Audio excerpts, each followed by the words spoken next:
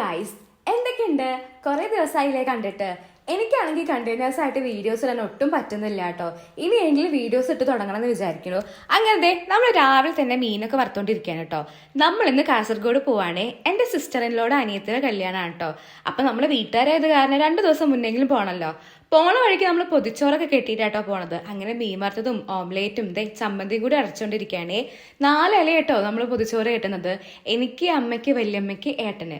അങ്ങനത്തെ ഐറ്റംസ് ഒക്കെ റെഡിയാക്കി സെറ്റാക്കി വെച്ചിട്ടുണ്ട് കേട്ടോ. ഇനി ഇത് പൊതിയും കൂടിയേ വേണ്ടുള്ളൂ.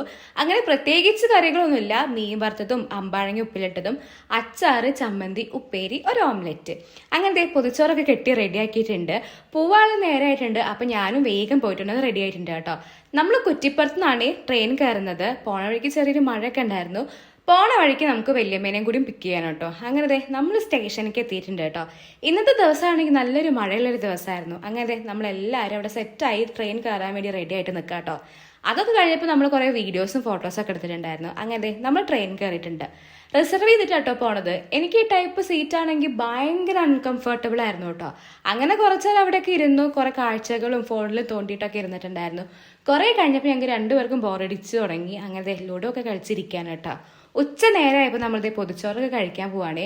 ആ ഇല വാട്ടിയ സ്മെല്ലും കറികളൊക്കെ കൂടി മിക്സ് ചെയ്തിട്ടുള്ളൊരു മണമൊക്കെ നല്ല അടിപൊളിയായിരുന്നു കേട്ടോ. അങ്ങനെ എന്തായാലും ഉച്ചയ്ക്ക് ട്രെയിനിൽ പൊതിച്ചോറൊക്കെ നല്ല അടിപൊളിയായിട്ട് കഴിച്ചിട്ടുണ്ടായിരുന്നു. കുറച്ചു നേരം അങ്ങനെ ഉറങ്ങിപ്പോയിട്ടുണ്ടായിരുന്നു. അങ്ങനെ അത് പകുതി വഴിയായപ്പോഴേക്കും നമ്മൾ എണീറ്റിട്ടുണ്ടായിരുന്നു. അങ്ങനെ നമ്മൾ കാസർഗോഡ് ട്രെയിൻ ഇറങ്ങിയിട്ടുണ്ട് കേട്ടോ. കുറേ ദിവസമായി ഇങ്ങനെ പ്ലാൻ ചെയ്തുകൊണ്ടിരിക്കുകയാണ് കല്യാണത്തിന് പോകേണ്ട കാര്യം. അങ്ങനെ കാസർഗോഡ് എത്തിയപ്പോഴേക്കും ഏട്ടനാണൊക്കെ പിക്ക് ചെയ്യാൻ വേണ്ടി വന്നിട്ടുണ്ടായിരുന്നത്. ഒരു 1 അവർ ചേച്ചിയുടെ വീട്ടിലോട്ട് അവിടെ നിന്നും പോകാനുണ്ടായിരുന്നു കേട്ടോ. പോകുന്ന വഴിക്ക് അമ്പലത്തിൽ ചെറിയ പരിപാടിയൊക്കെ ഉണ്ടായിരുന്നു. അപ്പം അതൊക്കെ കണ്ടിട്ടാണ് പോകുന്നത്. അവിടെ നല്ല മഴയായിരുന്നു കേട്ടോ. അങ്ങനെ നമ്മൾ അവിടെ എത്തിയിട്ടുണ്ട്. ഉണ്ണിയോളൊക്കെ കണ്ടു. അപ്പം അത്രയുള്ളൂ. Okay, by.